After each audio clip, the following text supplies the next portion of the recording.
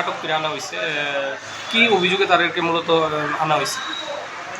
আজকে সকালবেলা আমাদের কাছে ফোন আসে যে একজন গনি মিয়া নামে একজন লোক ড্রাগ ব্যবসার সঙ্গে যুক্ত। আগেও ওর বিরুদ্ধে এনডিপিএস কেসে মামলা হয়েছে, আমাদের কাছে ওয়ারেন্টও আছে। যথারীতি আমরা স্টাফ পাঠাই।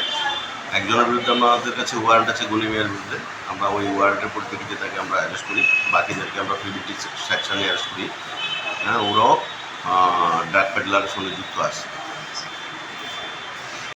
আটক করে আনা হয়েছে। কি অভিযোগে তাদেরকে মূলত আনা হয়েছে?